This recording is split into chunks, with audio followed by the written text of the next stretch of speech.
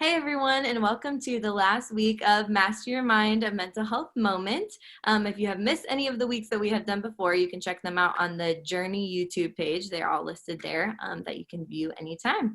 But I am excited to wrap up this series that we have been doing by having one of my friends, Katie Vogel, on joining me today. So Katie, hey, how are you? I'm doing really well. How are you, Eli? Good, so good. Thanks for being on today. And before we jump into kind of what we're talking about today, I would love for you to just tell everybody a little bit about yourself. Okay. Well, like Eli said, my name's Katie, and I live in Birmingham, Alabama, and I am married, and I have a almost 4-year-old next month and a 9-month-old. So life is busy. I work full-time at a church here in Birmingham. I would write small group curriculum and do a little bit of social media for the church. And so, yeah, that's very short bio, but that's who I am. That's awesome. Yeah, and it's been fun for Katie and I to be friends over the years, way back doing some ministry together and having kids all around the same age. So it's been fun to kind of do life and get to know that. So that's awesome. But I really love particularly your story and about mental health that you have experienced personally.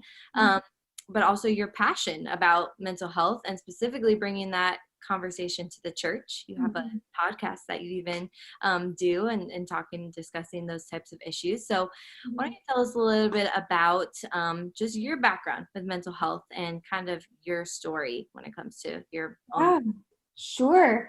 Well, I kind of had an idyllic childhood, so I didn't really have anything that, like, when I was young, played into when I started to struggle with my mental health.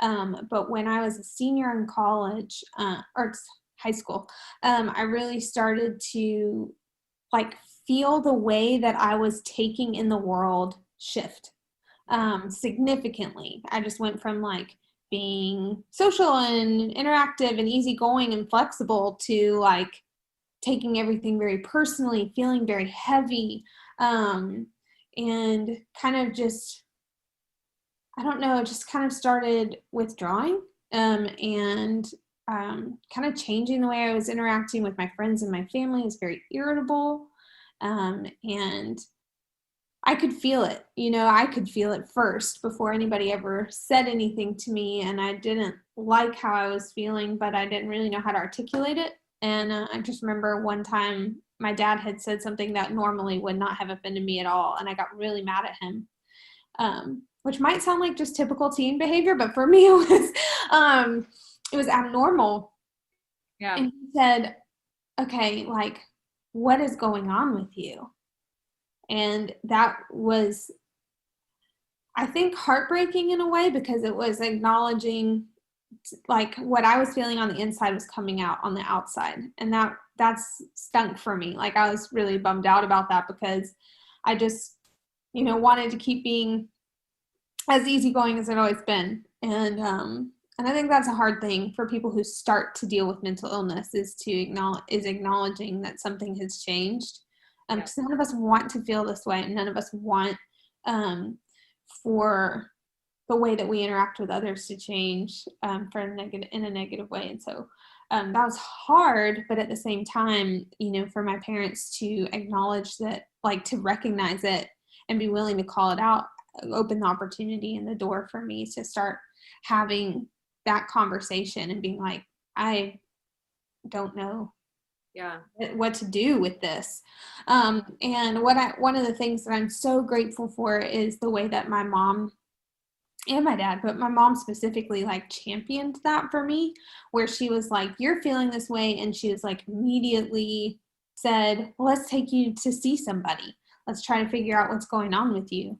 And so, like, I didn't have to, like, hem and haw around, like, what do I do with this? I just immediately had that leadership in my life, and I'm just so grateful for that, because I don't know what I would have done otherwise. And so I went and saw somebody, and they diagnosed me with depression, and I started taking medicine for it, and that was, how old am I? 13 years ago, something like that. Crazy. And so I actually have taken some form of medication for that ever since. I've tried to get off of medicine a couple of times, and my brain just doesn't work that way. There's a combination of things happening in our brains when it comes to the way that we think and process the world, and that has to do with neurotransmitters and lots of different things. And my brain is genetically predisposed to be a certain way. Unfortunately, we live in a fallen world, and our bodies are broken in ways, and that's just a way that I've had to manage kind of an illness in a way. And so, yeah, I mean, it's been one of the big factors in helping me understand that a little bit more was in 2012, I was diagnosed with celiac disease. They say a lot like that 80% of mental health has to do with your gut. And celiac disease is an autoimmune disease that has a lot of, the whole deal is how it impacts your digestive tract and your intestines and the way that you can take in nutrition. Right. So basically I've been eating gluten my whole life. And so the way that the villi in your intestines that get the nutrients out of your food to feed your body were flattened. Normally they're like this, and mine were like this. And so I wasn't getting the nutrients out of my food that I needed to be getting. And it affected me in lots of different ways with respiratory issues and digestive issues and skin issues, my whole life, but I just didn't know. And then ultimately, you think about lack of nutrition over time and the way that would affect your brain. And so I think that's why ultimately we started seeing that be more play out when I was a senior in high school. So that was a really helpful piece of knowledge for me to start to understand that more. And so, yeah, I've had an awesome supportive family, and I have an awesome doctor. And so it's just so great. I'm really grateful for how the Lord has taken me on that journey. And I'm grateful to be able to say I feel more like myself now than I might have ever felt in my life or since that time. And I think that is my main hope and goal in all of this, is just to be myself, to have the ability to operate as true to Katie as I can be in the world, because that's how I'm going to be able to do what God has called me to do. So. Exactly. I love that. And I love your story so much because I think it has such that holistic approach to health that is so important, but that we often miss in mental health. I feel like when it comes to mental health, maybe you've heard other people say before about mental health, well, if you broke your leg, would you go get a cast?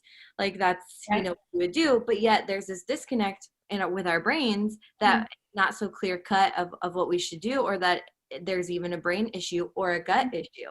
Like you're talking about, there's a lot of people that aren't even aware of that connection with our brain and our gut and the chemicals that are produced there and how we absorb them and things like that. And so when it comes to mental health, we really do have to take a combined approach to getting to that place that you're talking about of how we are healed and whole and feel ourselves. And it really does take, looking at our nutrition. It takes, talking to people, having a support system, having other advocates for your help or for yourself. We talked about that last week with in our marriage video, even just, your spouse or your parents or whoever is in your life, just they play a super vital role in the support system that's necessary for, good mental health. So absolutely, whatever that looks like, whether it's medication or, it can't, usually the answer is not just found in one thing. Yeah, absolutely. I went to counseling earlier today. It was awesome. That's awesome. Good. I love counseling, obviously. But yeah, it's so important. And so I think that, especially in terms of mental health versus other things that happen with our body or even our mind, we're just so resistant to thinking about medication being an option for treatment or therapy. And I think it's so amazing that your parents were such advocates for you. Yes. Dealing with kids and teenagers, I can't tell you how many times I have heard kids say, well, it took a long time to convince my parents, or, my mom really doesn't like that I'm coming, but she agreed, or, I just hearing parents, I just don't want our dirty laundry to be aired everywhere. Yeah. Right. Yeah. So what would you say to that extent? Like you mentioned that, like the role that your parents played, but how has that been, such a huge piece to you and the place you're at now with your mental health? Well, I think that, to anyone who might be watching who is a parent, I think certainly our dirty laundry can't be our priority. That the number one priority has to be the health of our kids. And we need to do whatever we need to do to help them to be healthy and in a place where they can succeed and have the best foot forward to give. My freshman year of college, right after, I started to struggle, was so hard, even with the advocacy that I had. And I feel like if I hadn't had people advocating for me and keep pushing me, my mom, she always said, like, we're not going to settle for less than feeling like yourself. And like, you cannot settle for less than that, because you won't have what you need, or what you need to be able to give to the world. We want to make sure that our kids are operating to their fullest potential, to be able to do what God created them to do, and also to just live abundant lives. And so she just always encouraged me, like, if I'm not doing well, to advocate for myself. Yeah. And so, but when our kids are dependent on us, like, that's especially, like, we have to advocate for them. And so I think just keeping a close eye on your kids, and always asking them how they're doing and how they're feeling, right. And learning how to express that. I mean, I knew how to express myself to a counselor because my mom always asked me how I was doing my whole life. Yeah. And I think that just if we're in tune with that, that's so important. So, and then, not everybody has that advocate, but I think that's the importance of a relationship. Even so, say you're 35 and struggling with depression, telling your small group leader or a friend who can continue to help you when you're down and can't get out of bed or whatever, to have somebody make you get out of bed and go see a doctor, or make you get out of bed and go put your face in the sunshine, whatever it takes for you. We can't fight this fight alone. That's definitely the bottom line there. So definitely. I love that you had that. And I think it's so important what you mentioned too. One of the first things you started noticing is just changes in your behavior and kind of how you felt, and then how you were interacting with the world. And I think that it is such an important thing to talk about, because I think that's usually always how it starts to some extent. You start, your body, things can start happening there. Things are happening in your emotion. One of my go-to things to tell people too is, if you start noticing a pattern of, say, like, the emotional response that's warranted is about this level, but you're coming at it at this level, and that keeps happening, that's usually an indicator that there's something there that's stuck, that's unprocessed. Something needs to be addressed there, because if it's always disproportionate to really what is warranted in the situation, that's a good indicator that you need some help in some way. And so I think just being self-aware enough to know what's going on in your own head and your heart, but not having to feel like you have to have it figured out in order to talk to somebody about it. Totally. That's one of the most important things and why we often don't open up to people when we start noticing those changes, is because we don't really know what's going on. A lot of us aren't clinicians that can self-diagnose. And even if we are, we have a blind spot when it comes to ourselves. And so it can be hard to know exactly what's going on. And we feel like we already have to have the answer a lot of times before we open up to somebody. But usually it's in processing out loud with other people or talking to the people in your life that love you and that know you the best and support you, that can really kind of give insight to what you're going through, or suggest, hey, I think it's time to talk to somebody, or I think, that would be really helpful, because you don't seem like yourself. Absolutely. So Well, and you can have the most well-meaning people in your life. Also, I'm saying this to say it's important to know the right people to talk to. You yes. can have very loving, well-meaning people in your life who will over spiritualize mental illness to the point where they won't empower you to get the help that you need. Because I grew up, I don't know, thinking that emotional struggle was a huge sign of spiritual weakness. Yep. And that surely I was doing something wrong. Like right. I wasn't spending enough time with God, or I wasn't reading the Bible enough, or I wasn't trusting the Lord enough, or there was something, right. in my life that was wrong. And I think that it's important to remember that our brain is an organ. There's totally a spiritual component. Don't get me wrong. But if you're seeking the Lord, and but it's not something that you earn.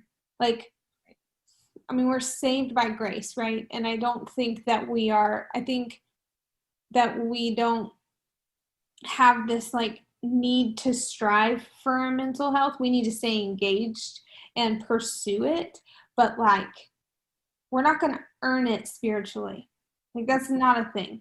Just right. You're not going to earn a healthy kidney if you have kidney disease. It's not a thing. Your brain's an organ. And so because emotions and the physical brain are together, and it gets a little messier, than I realize it's not as black and white as, your kidney or your leg or whatever. Right. But there's not an earning component.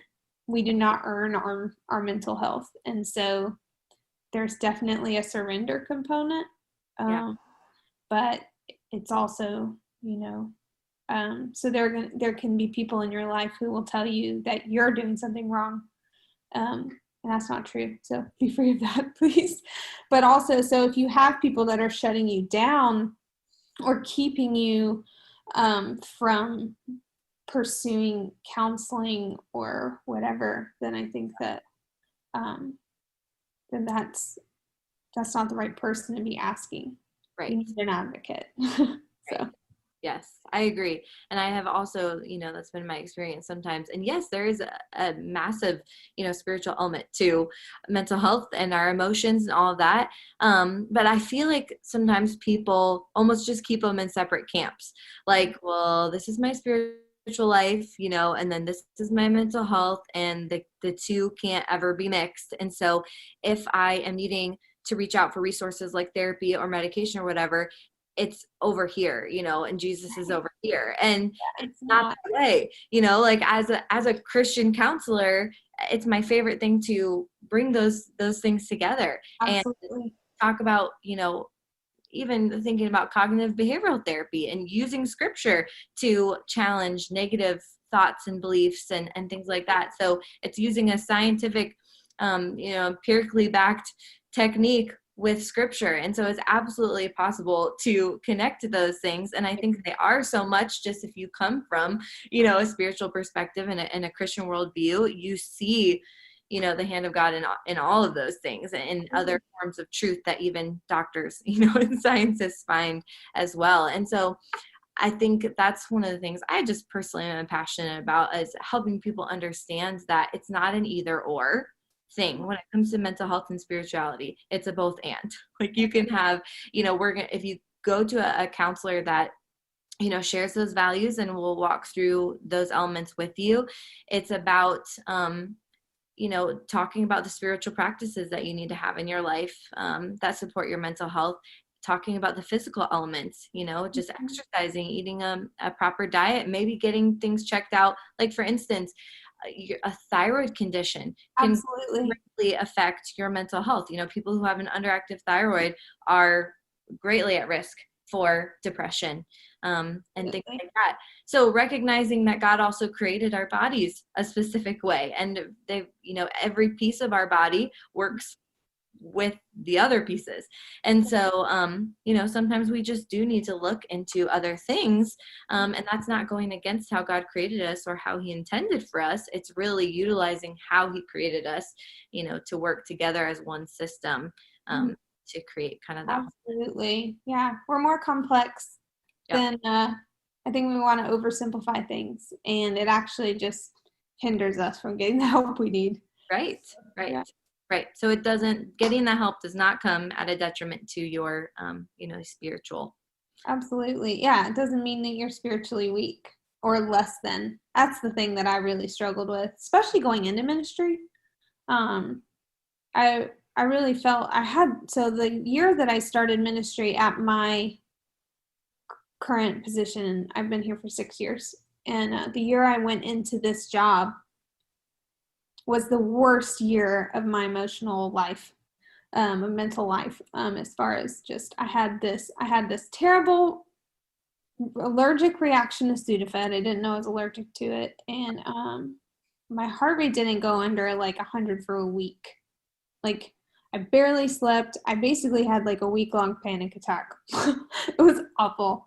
And I kept taking the Sudafed because I was sick and I didn't know. Like that was what was causing it. And so like it just kind of had this perpetual, I felt like my brain just broke. It took me a year to recover because I was on this like anxiety treadmill of just like, I can't stop fixating on things, worrying about things. I questioned everything that I knew about God. I was like, man, this doesn't make very much sense. And I just really struggled with that. And I felt like especially questioning the Lord, disqualified me from ministry. It's like the enemy is just constantly making me question myself and my legitimacy within ministry. And I just knew it was the enemy. So I just would cry and then go back to work because I just really knew that like I had to defeat that lie.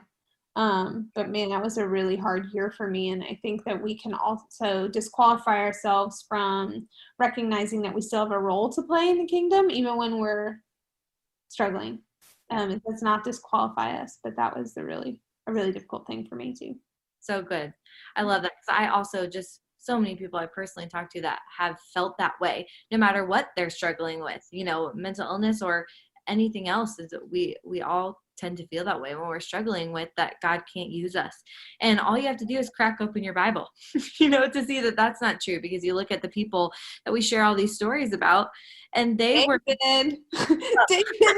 Oh my gosh, he started a psalm one place. He was like, God, you're so amazing, and why are you the worst? Like, like he was just all over the place.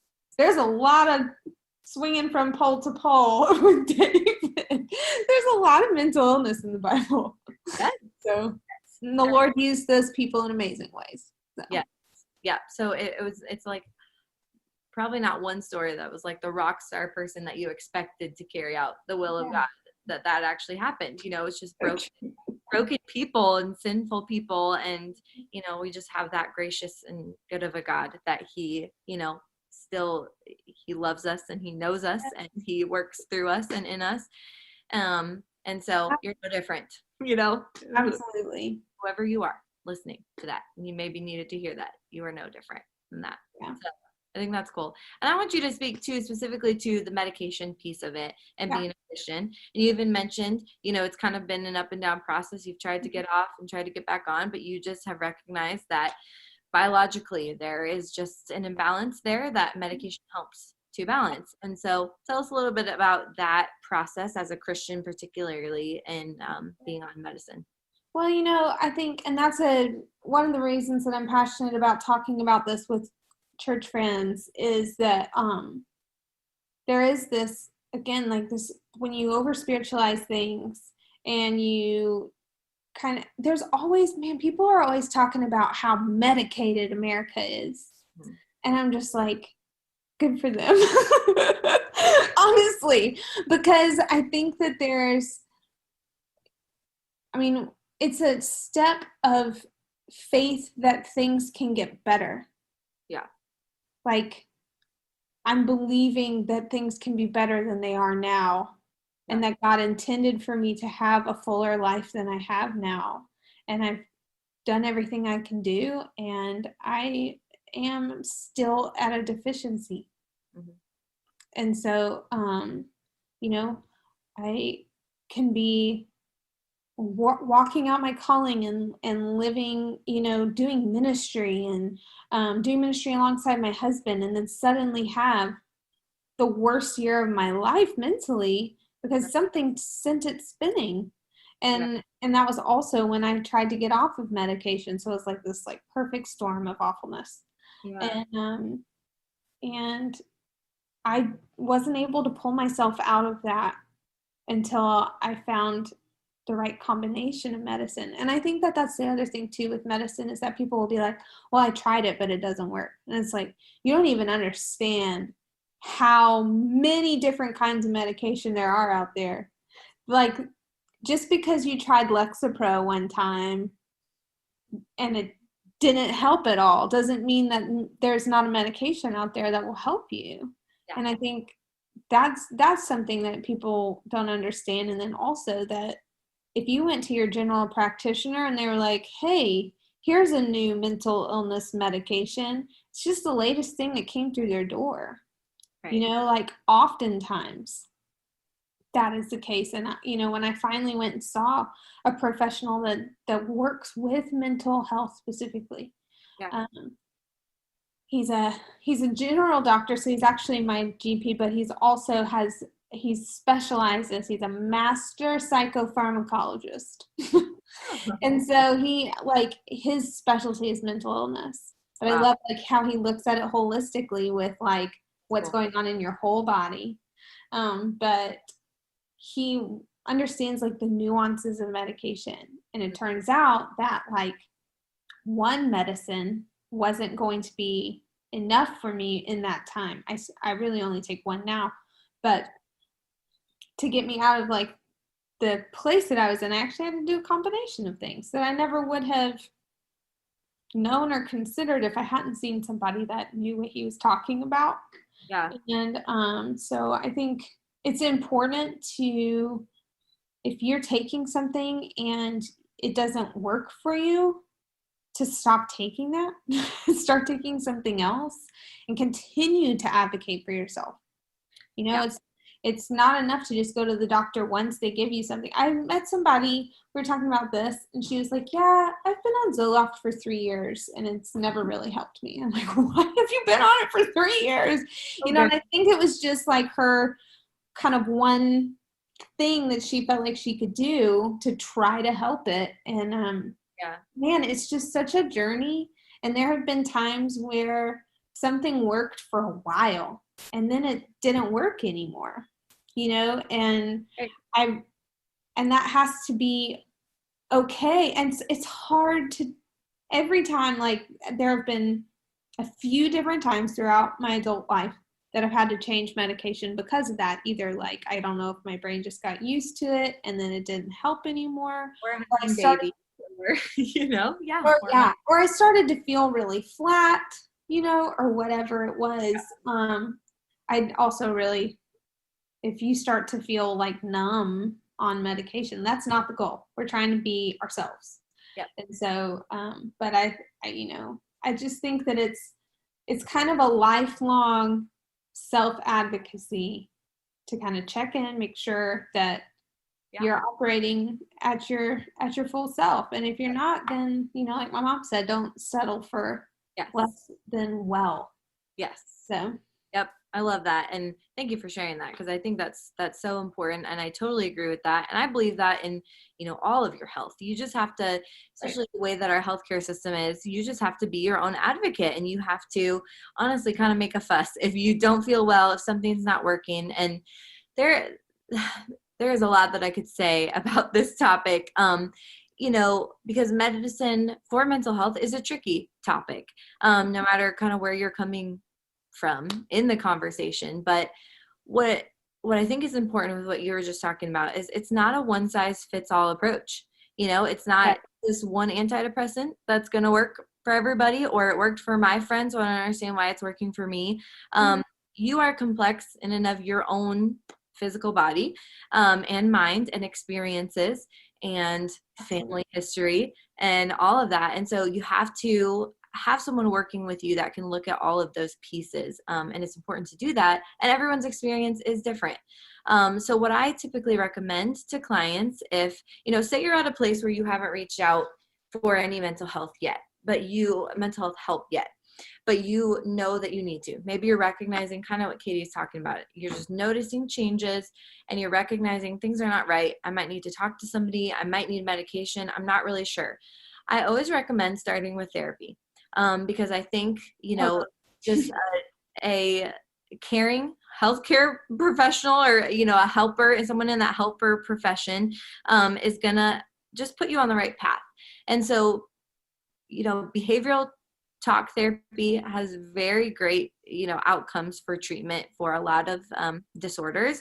And so I think it's a great place to start, to just talk through things that can help you implement just behavioral changes, health changes, things like that. And it's kind of like a trial and error of seeing what helps to boost your mood, help you manage your mood, overcome anxiety issues. There's a lot that can be done, from that. But there's also times where that is not enough, and you can be doing everything. And kind of what I explain to my clients is, like, if you have this line, and this is where like normal everyday functioning is. So being able to take care of yourself, your kids, whoever you're responsible for, going to your job, if this is like the baseline of normal functioning, sometimes because of what's going on chemically, biologically, you're like under here. And to even like get to this base level of functioning where you can work from there and grow from there in your mental health and your mood management and all of that, sometimes you need help to just get to that place. And so especially when you're talking about depression, or, I feel like depression particularly, it's a very common mental illness. Like 1 in 4 people experience clinical depression at some time in their life. And so when, particularly with that, you have a lack of motivation, a lack of energy. So a lot of the depressed clients I've worked with have a hard time even implementing the behavioral changes that we talk about, because they don't feel like it.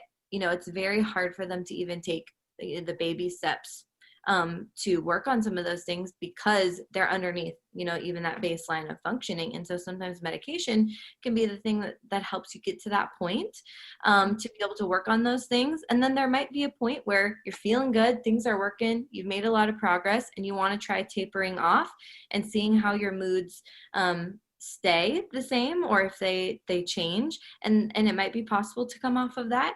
And then, that might be your story. I know for my sister, and she, I know she wouldn't mind me sharing this, but she was diagnosed with panic disorder at a time of her life. And she, in her own words, said that she had just been repressing some things that had happened, and thought, well, I'm a Christian. I don't need counseling. I don't need to go talk about those things. I should be able to take care of it and just talk to God about it. And she was just suppressing these things, and they built up and manifested as panic attacks that she would just have randomly without warning sometimes, that were very terrifying, very debilitating for her. And she ended up seeing a counselor, who then suggested that she go on medication for a while, which was very difficult for her at first, just because of her experience and her beliefs. But then, it was such a great experience for her. She did the therapy techniques. There's different breathing techniques that they worked on, and even like affirmations and safe phrases, things like that. And then she was on medication for a time. She was able to wean off of it and has never needed it again, but still utilizes some of the techniques and things when she feels an anxiety attack, or feels just heightened anxiety in a season. And so she was able to use the tools that she learned during that time to continue to help her throughout life. And so that was her story, and that was just her experience with that. But it may be like Katie's experience. Maybe you do just have a genetic deficiency in some of those things, that no matter what you do, you can manage everything. It's what your body needs. And so it's not one size fits all. You have to do what works for you. Totally. And I think too, a lot of people, I have had a lot of people tell me that they're afraid to get addicted to mental health medication. Or take a happy pill. I've heard that a lot. Right, yes. And I think that that's a shame thing. That's a cultural thing. We're not trying to take happy pills. I'm not trying to live life here. Right. I'm trying to live life, as Eli said, at a baseline here, where when things are happy, I'm happy. And when things are sad, I'm sad. I'm not trying to be like crazy happy. I'm not trying to go through life being that way.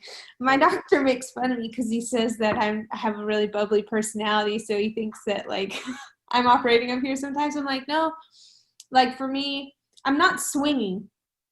I don't want to do that either. But I want to be able to oscillate at a healthy level. And so I don't want to be hyper happy. No. Like I don't want to live that way because that's not authentic. I want to have an authentic life. But that's a shame thing that keeps people from getting the help they need. They're just like, well, you're just doing that to like experience life as better, like so that you don't have to, you're trying to numb it, and that's not the same. No. And then also addiction is a shame thing in our culture as well. People are afraid of getting addicted, and it's not about addiction. You will, as long as you are taking it daily, your body will feel that it needs it when it's time to have it. Right. Because that's something that your body is counting on to continue to have that level playing field. Again, we're not up here.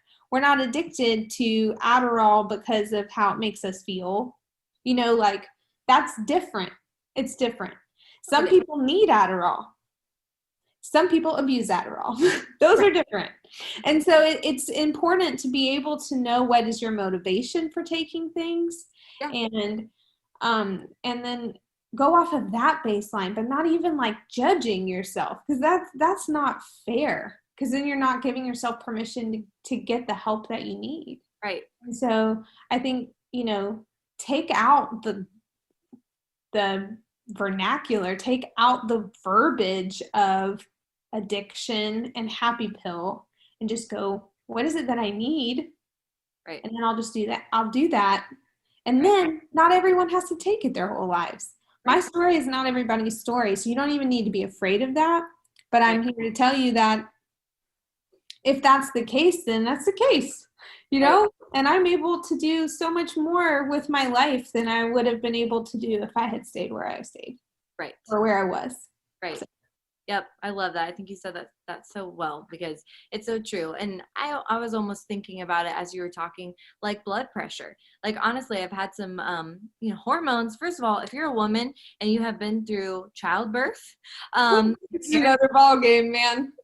It messes you up in all sorts of ways. And there's postpartum depression, postpartum anxiety. You can actually develop post-traumatic stress disorder because of your birthing experience. So it's traumatic. It's traumatic. So there are a whole host of issues that women specifically need to be aware of surrounding childbirth and all of those things as well. So that's just a little caveat there. But even me specifically, recently with my daughter who was born 9 months ago, I had just some blood pressure issues afterwards. And, I had to be on medication for a while, and I hated that. And I didn't like some of the side effects or how it made me feel, but I needed it. And even coming off of it, I've had to start exercising. I've had to start eating differently, kind of the same thing, like a whole approach. But even with that, like, I had to use medication for a time to get it in the right balance, because your blood pressure numbers, bad things happen if they get too high. Right. Happen if they get too low. Like, it's really about being in that good, normal, average range for your blood pressure, and your mental health is the same way. And that's, I think, what Katie is describing, is it's not about being up here and it's not about being down here, because there's bad things that live in both of those extremes, but it's about being just at a good, normal, average baseline of how you feel, so that you can experience life as it comes, and just seeing that medication as a piece of your treatment, really nothing more than that, not making it an enemy and not making it the answer either. And a side note, with that too, a lot of times, I would say most of the clients that I worked with that were on some kind of antidepressant or, ADHD medication or something like that, most of the time it was a general practitioner that was prescribing the medication. Not that that's a bad thing, but Katie's experience is amazing, but very unique in that she has a general practitioner that also has all of this knowledge and understanding and experience with the pharmacology side of it. Yeah. So that is so amazing. And if you have someone in your area that you can talk to like that, I highly recommend that. But most people don't even see psychiatrists or people that are more trained in understanding specific medications. Yeah. Psychiatrists are awesome. Yeah. And they're different than psychologists. Yes. Yep. And I know it's confusing. I get asked that sometimes. So are you a psychiatrist? Are you a shrink? Get that. And I'm like, nope, I don't. But it is hard to understand the difference between those things. But, that's why it is so important to be an advocate for your own mental health. So say you are on an antidepressant that you have been described by your general practitioner. You might have to be the one that schedules follow-ups, that initiates, talking about symptoms and things like that, because they might not be as dedicated to following up with you about those things. And so don't be afraid to follow those. It does, these types of medication need a cumulative, time, because even like 3 weeks is a good range to even see how it's going to start affecting you. Also, some people try and go cold turkey off of their medication because they're feeling better and they're feeling good and they want to try it. Please don't do that. Talk to your doctor about tapering off properly, because you can actually, cause a little mental health storm in doing that and then feel like you're worse off than you started. So don't do that. Make sure you're tracking with a professional that is helping you get onto these medications, get off of these medications, but don't be afraid to be your own advocate. And if one of the medications makes you feel worse, you need to stop taking it.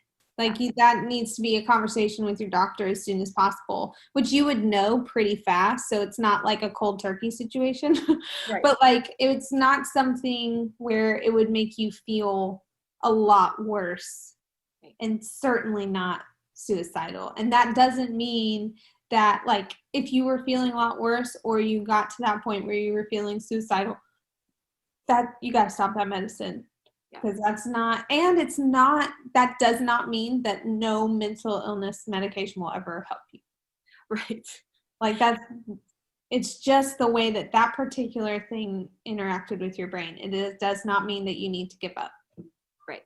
Yep. So don't be afraid to just figure it out and work with somebody. But like I said, if you are new to this experience and you have recognized that you need some help in one way or another, that's great. That's the first step, is just recognizing that you want to reach out and get some help. So I would really recommend finding a counselor in your area and starting from there, because a lot of counselors don't prescribe medicine themselves, but they know who does, and they usually have, a trusted person that they can refer you to, and they can at least get you on the right path for that, while also getting you started on just some behavioral techniques and working through some of the things that can often work really well hand in hand with medication. And I actually remember, learning in school, one of the things that stuck out to me the most is often the best outcomes for whatever mental illness you are dealing with is medicine and therapy, a combination of the two together. It's just a really magical combination it can be. It's great for me. I love it. Yes. So I think that's great. So start with a counselor, go from there. If you are on some medicine but still not feeling like how you should, take the next step. Just figure out where you're at and whatever is the next step, for you, and kind of go from there. So that's good. Well, Katie, what about anything else that you think would just, from what you've learned, even conversations in the church about this, or just, your own personal passions and experiences with this, anything else that you would say just to anyone listening today? Well, I just would reiterate to not give up. I mean, yeah, God has given us such a gift in medicine, and really truly believe that that he has allowed the discoveries that have been made to be made in order to help us be, we're just living in a really blessed time to even have these options. And so I just wouldn't be afraid to just don't let any shame talk or any feeling of being spiritually less than keep you from pursuing that fullness, because I truly believe that God has something important for you to do, and that you can do it, that you can make your life count. And you know, you have that in you, and that you will just be able to give your best shot if you are operating at your full capacity, and it's just not something you have to settle for. Yeah. So like, let me be your cheerleader and just say, do what you need to do to be able to be yourself fully, so that you can give your best to life and to the people around you that you love. And so there's just don't let the enemy speak shame. Honestly, like, the Lord does not speak with a voice of shame. Like, that's not his language. So if you feel guilt or shame at any time in this process, you need to tell it to go, because it's not from the Lord. So yeah, he might move you in a certain direction. He might convict you of something. But guilt, shame, that's not his voice. So. Right. Yes, I love that. Yeah, and that made me think of actually some freedom curriculum that I, have gone through, and how personally just that idea transformed my life and just helped me really decipher what was the voice of the Lord and what was the enemy. Is, shame tries to tell you that you are the problem and there's no way out.